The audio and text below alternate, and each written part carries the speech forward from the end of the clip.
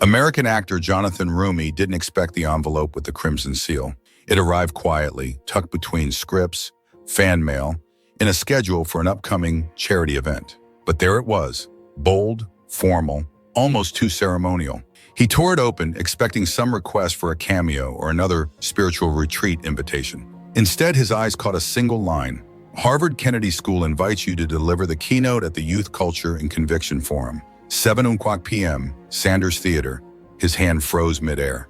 Harvard, he read it again. No mistake. The event was real, a summit of students from across the globe, all flown in to discuss the search for meaning in a polarized world. Past speakers included Obama, Merkel, even Macron, and now they wanted him, an actor. His agent Michael called. "Mail call, Roumie." Jonathan raised the invite like a trophy. "Guess who's going to Harvard?" Michael squinted. "For an honorary degree or to film a scene?" Jonathan grinned. "To speak?" Michael blinked. "Seriously? An actor at Harvard? What about?" Jonathan nodded. "They want me to talk about the role of conviction, narrative, and authenticity for young people. The impact of storytelling on belief, perhaps." His grin sharpened. "I don't think they're ready for that kind of truth." 2 weeks later, Cambridge was drenched in late spring rain. Ivy draped over old brick walls, bicycles dissipated past tight corridors, and students in vintage sweaters sipped overpriced lattes while debating the nature of reality. The Kennedy School bustled with energy. Inside Sanders Theater, Jonathan Roumie's name was already posted on sleek posters. Jonathan Roumie, acclaimed American actor, exploring conviction in a skeptical age. Not everyone was thrilled. Some students circulated open letters online. Harvard shouldn't platform a religious ideologue. Others whispered about staging a walkout. But Jonathan knew this game. He wasn't stepping into a trap. He was walking straight into the lion's den with his head high, stride steady, and the silver cross he often wore subtly visible under the spotlights. Backstage, a coordinator handed him a wireless mic and whispered, "You'll speak first, then we'll do open dialogue. John Oliver will moderate the second half." Jonathan's smile faltered. John Oliver, the same political commentator and satirist who once dedicated a full segment to critiquing the influence of faith leaders in politics, and playfully labeled actors who speak on social issues as pretending to be profound. Michael leaned in. "Want to cancel?" Jonathan looked out at the stage. Students packed the auditorium, phones ready, energy crackling. "No," he said. Let him try me."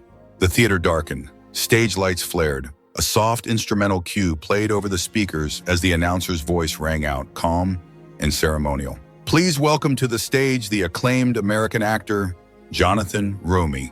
A wave of low murmurs rolled through the audience. Some clapped, others crossed their arms, skeptical. A few openly booed, but Jonathan heard none of it.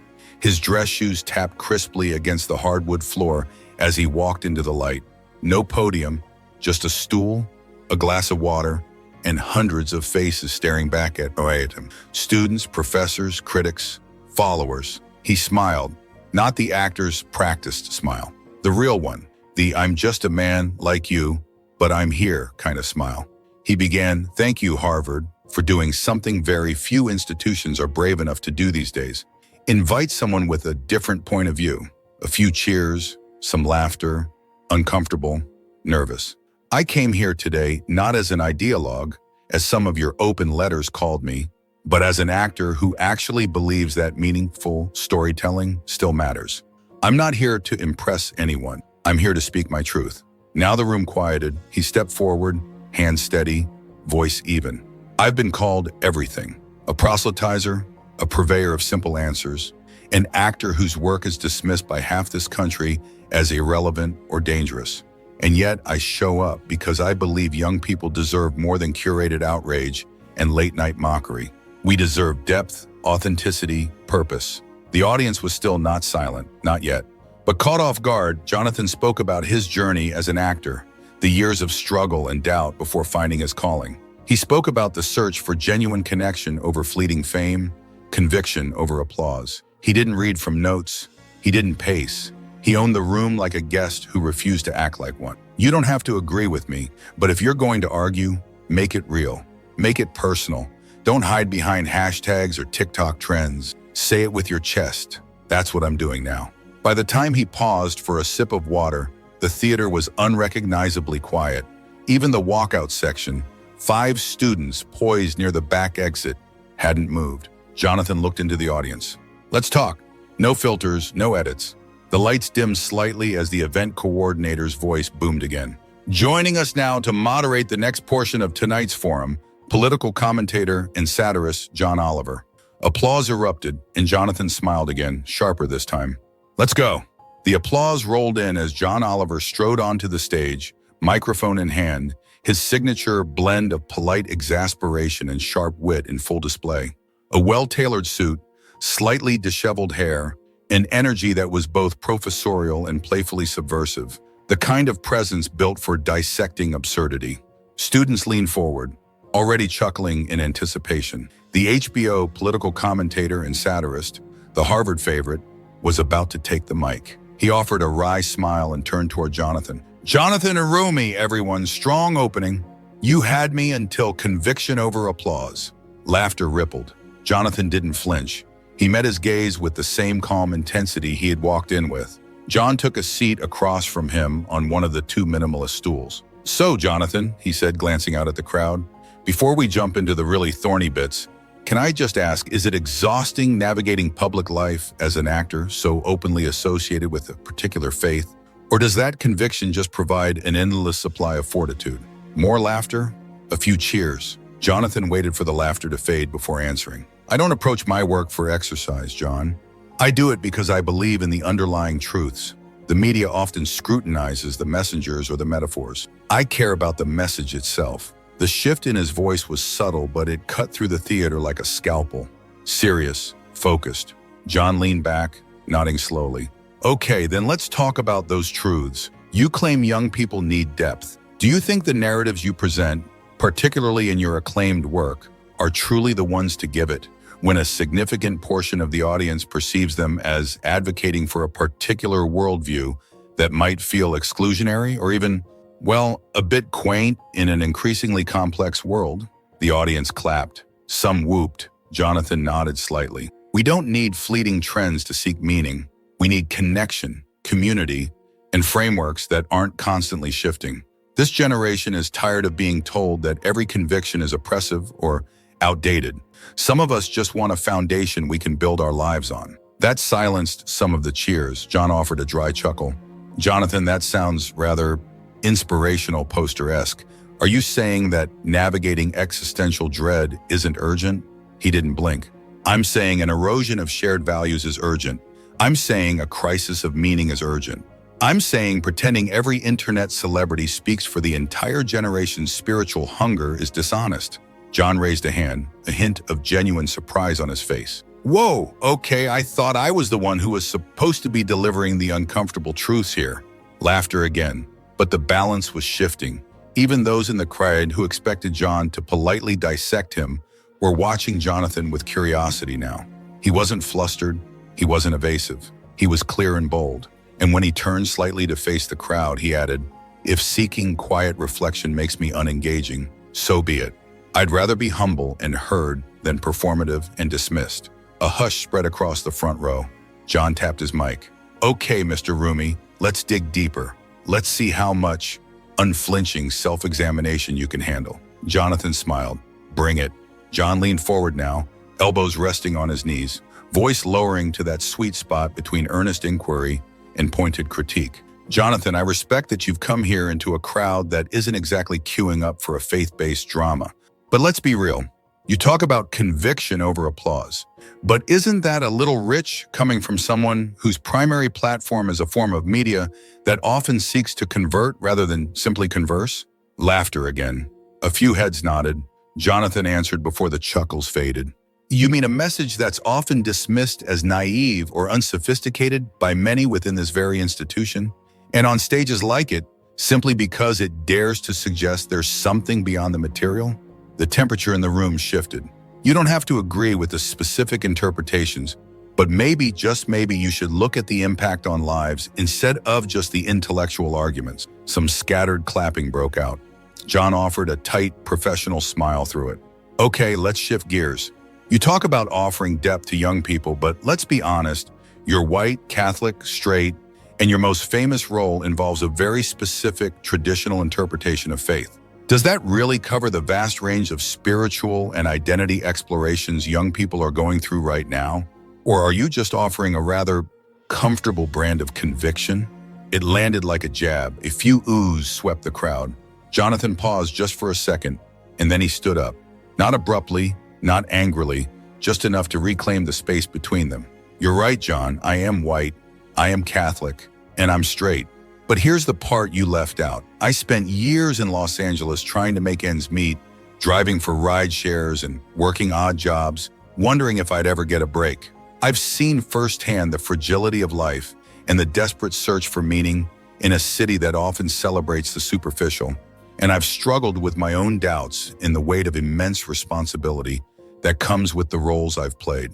His voice didn't rise, it deepened. You want to make me a symbol of traditional, perhaps even outdated privilege, because I advocate for certain values and my work has found an audience. But the truth is, I've wrestled with more of this generation's fundamental questions about purpose and suffering than many of the commentators preaching change. The auditorium fell silent. You think I'm comfortable? Try stepping into a room like this, or embodying a figure like Jesus, knowing millions will project their hopes and resentments onto you, ready to dismiss your sincerity before you even speak. That's not comfortable. That's called conviction. John didn't interrupt. I'm not here to check boxes. I'm here because someone out there feels silenced every time they hear their search for spiritual truth is deemed irrelevant or unsophisticated. You want to talk about privilege? Try being told your deepest beliefs don't matter because they don't fit neatly into an academic framework or a modern narrative.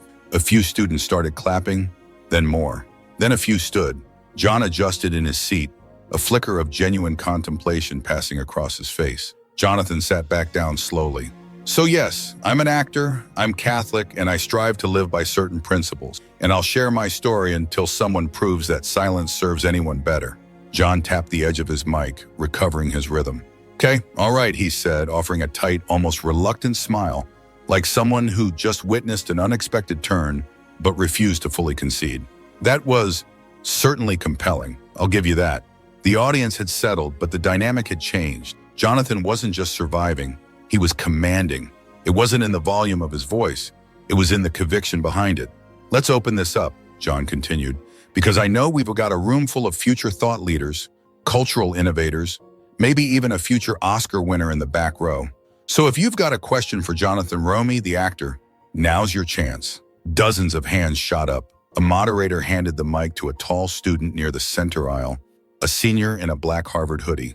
Hi, I'm Ravi, philosophy.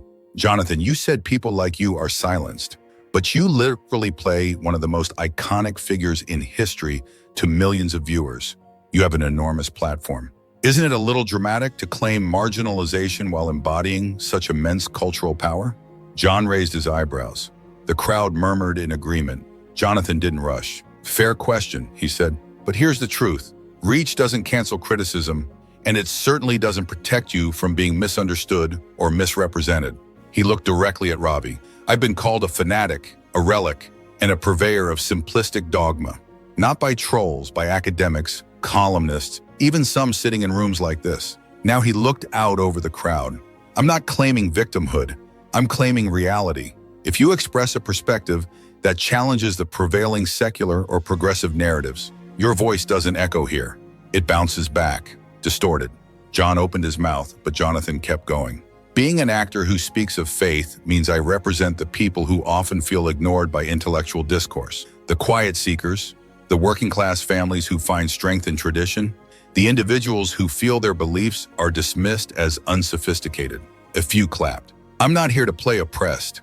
I'm here to remind you that intellectual elites aren't the only ones who matter. John chuckled, pushing back lightly.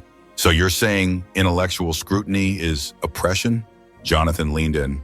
No, I'm saying selective dismissal is hypocrisy. You can disagree with me, but you should ask why someone who seeks to discuss eternal truths has to fight 10 times harder just to be heard without being immediately labeled. The auditorium stilled again. Ravi nodded slowly, lowering his mic. I don't agree with you, but that was fair. Jonathan smiled. That's all I'm asking for. John shifted in his seat. All right, we've got time for one more. Let's go big.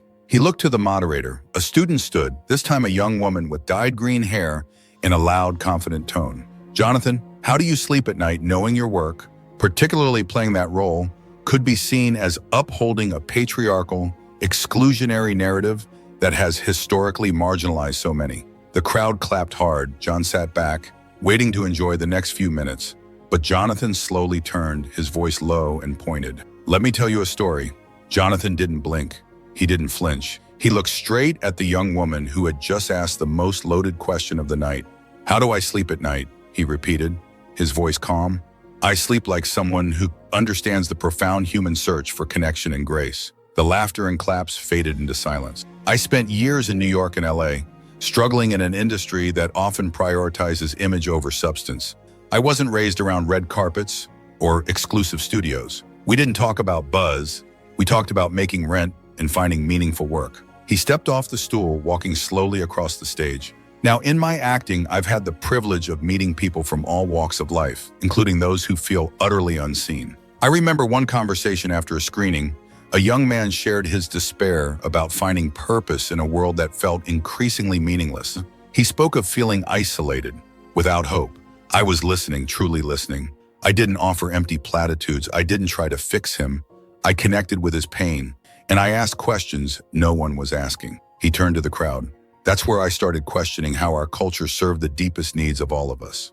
John sat still now, no longer offering even a wry smile. I embarked on this journey as an actor not because I wanted to impose my views, but because I realized so many people felt unheard in their search for something more. And pursuing that meant putting truth over trend, conviction over comfort, depth over likes.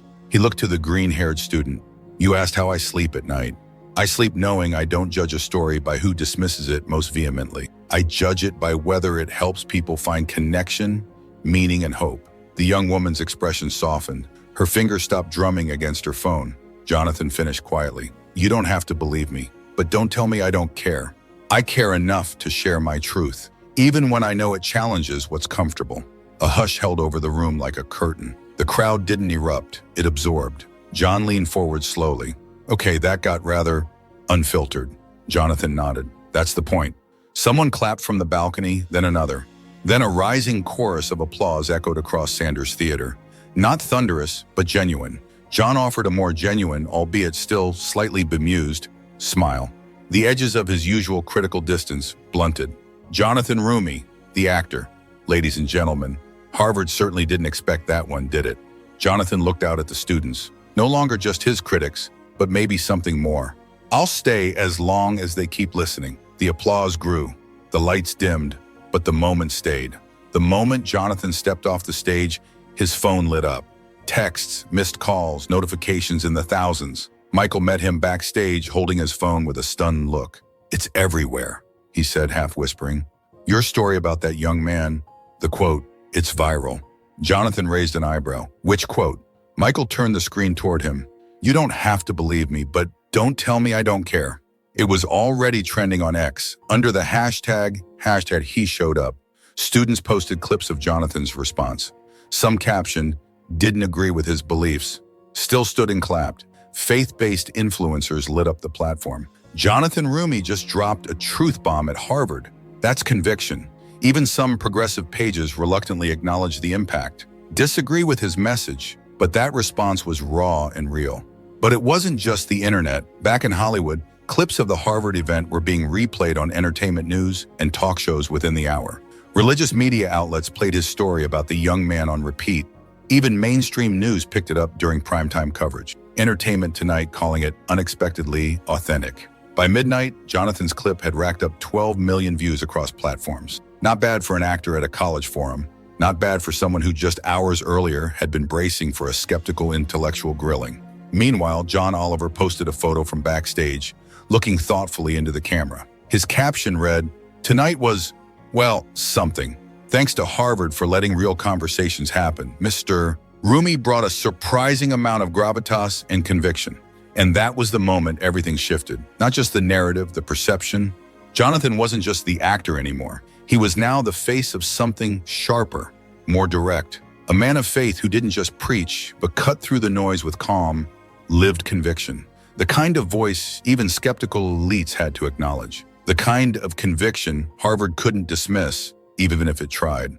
As Jonathan sat in the backseat of the car headed to Logan Airport, he looked out at the quiet campus lights and muttered to himself, "I didn't convert them tonight, but I made them listen." And for him, that was the start of something far bigger. By sunrise, Jonathan's name was on every entertainment news and culture page. He showed up and spoke his truth. Roumie's Harvard moment shakes the cultural discourse, read Variety. Faith meets Ivy League and wins over some of the crowd, asked The Hollywood Reporter. Even the New York Times culture section couldn't ignore it. One analyst admitted he didn't go viral for a performance. He went viral for conviction. It wasn't just cultural circles buzzing. At Harvard, the Kennedy School's faculty lounge was unusually quiet. Professor Mark Ellison, a secular philosopher who had signed the open letter protesting his invitation, leaned over his morning coffee and muttered, "I didn't expect to be quoting an actor today, let alone him." His colleague, Dr. Isha Nori, nodded. You don't have to agree with his beliefs to recognize control. That stage was his the second he started talking. Clips from the event were now being used in classrooms as case studies, not for theological or ideological discussion, but for rhetorical discipline. Communication coaches called it a masterclass in handling skeptical intellectual fire with genuine conviction. Meanwhile, in Hollywood, talent agents were already drafting memos titled Roumie's Harvard Speech, What the Industry Should Learn About Authenticity. On social media, faith-based organizations texted their teams, "We need him on every podcast this week. Use the care enough to show up, quote, front and center." And then came the celebrity endorsements and shared clips, often with an all-caps message. Jonathan Roumie showed Harvard what real conviction looks like. Authentic, brave, powerful. With that, it was official. Jonathan's performance wasn't just a viral moment. It was a cultural milestone. Back at Logan Airport, as he boarded his flight back to Los Angeles, Jonathan scrolled through X. Most posts praised him. Some still attacked him. One read, "Don't be fooled. Polished dogma is still dogma." He didn't reply. Instead, he DM'd one of the students who had posted a video of him. Quote, "Thanks for listening. That's all I ever ask." The student replied, "Didn't expect to respect you, but I do." Jonathan smiled faintly and shut off his phone. He had scripts to read, interviews to schedule, and a momentum he never asked for, but knew how to use. This wasn't about changing Harvard. It was about proving that even the most intellectually formidable rooms couldn't drown out a voice rooted in conviction. By the time Jonathan stepped onto his next film set that Monday morning, the energy had shifted. Crew members who once nodded politely now gave lingering glances, curious stares, and in a few cases whispered compliments he pretended not to hear. His agent, Michael, hadn't just called, he had summoned. Jonathan found himself in a high-powered video call with his publicist and 3 studio executives. The air was thick with ambition and calculation. "Harvard," his publicist said, folding her arms. "They usually tear people apart there, or just politely ignore them. You walked in and turned the place upside down. You made them listen." Jonathan didn't flinch. "I wasn't there to win over academics. I was there to make people think about something deeper." "Well, you did," a studio exec said. "And now every major talk show wants you. We're getting requests from everywhere. Piers Morgan, Joe Rogan, even The View." He raised an eyebrow. "That's a setup." Michael laughed. "Exactly why you should take it." Jonathan leaned back in his chair. The praise was flattering, but the opportunism was louder. He knew this game. The spotlight drew both allies and those seeking to capitalize. Out in the industry chatter, some junior agents had already started referring to him as the thinking man's McConaughey, but with a cross. Others whispered about his potential to bridge cultural divides. Inside the PR office, another strategist spoke plainly. "We've got a real lane here. Authentic, articulate, unexpected. You disarm rooms the second you don't fit the Hollywood liberal stereotype." Jonathan gave a tight smile. "I'm not here to be a symbol. I'm here to tell stories that resonate." That night, a segment on a prominent news program played his Harvard clip. "Watch how calm he is while the room tries to intellectually pin him down. This isn't just confidence. It's a sign that conviction doesn't have to shout. It can stand calmly and let profound questions do the work." Not everyone was impressed. A New York Times columnist wrote, "Jonathan Roumie is faith repackaged in thoughtful dialogue. Don't let the sincerity fool you. The underlying message remains traditionally conservative." The secular left wasn't letting him off the hook, but they couldn't ignore him either. And Jonathan knew that was his edge. Not being liked, but being undeniable. He walked into his apartment past midnight, set his script down, and stared at the stack of interview requests waiting on his desk. One in particular caught his eye. "Oprah, we'd like to profile you for our Inspiration in Unexpected Places segment."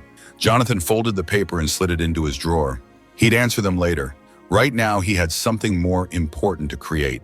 It wasn't a script reading. It wasn't a TV interview. It was a live stream from his apartment. No harsh lights, no formal backdrop, just Jonathan in a simple dark shirt, his silver cross catching the glow from a single desk lamp, facing the camera directly. "I wasn't planning to speak again this soon, Brian," he began, his tone quiet but clear.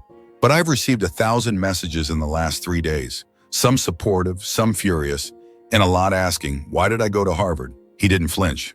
"I went because someone has to walk into the places where profound questions about faith and meaning aren't supposed to be openly discussed. I went because not every young voice belongs to the skeptic class or the self-help gurus. I went because silence isn't strength, it's surrender to the noise." The comments flowed in beneath the video. Heart emojis, thumbs up, rolling eyes, clapping hands. He didn't look at them. "I believe in human dignity. I believe in fostering communities, strong families, in the freedom to explore deeply held beliefs, even if it challenges convention. I believe being young doesn't mean you're supposed to fall in line with what everyone else is chanting." He paused. "John Oliver challenged me on stage, and I respect that. That's what true dialogue is supposed to be. Tough conversations, but I won't apologize for showing up with deeply held conviction instead of performing for approval. We've spent too long letting superficiality drown out substance." A knock on the door. He ignored it. "To the students who booed me, thank you. You reminded me why I do this. And to the ones who wrote me afterward, the ones who said you're scared to speak your faith or your truth because of how others might judge you. This message is for you." His voice sharpened. "You're not crazy. You're not alone. And you don't have to whisper anymore." He leaned forward. "I'm Jonathan Roumie, the actor, and I'll never stop seeking truth through story, even in the rooms that wish I wouldn't." He reached forward and ended the stream. No outro music, no network banner, just silence. And somewhere in that silence, thousands of young viewers sat still, uncertain whether they had just watched an actor transcend his role or a profound conversation begin.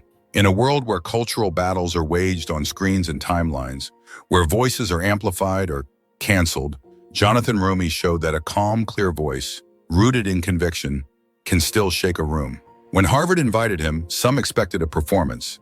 Instead, they witnessed a profound authenticity that disarmed critics, challenged assumptions, and sparked a national conversation about meaning. Whether you agree with him or not, one thing's clear: Jonathan doesn't wait to be given a voice. He embodies it. Did Jonathan change your mind, or was John Oliver right to push back? Let me know in the comments below. And don't forget to like this video and share it with someone who needs to see that moment conviction silence the critics. Thanks for watching, and I'll see you in the next video.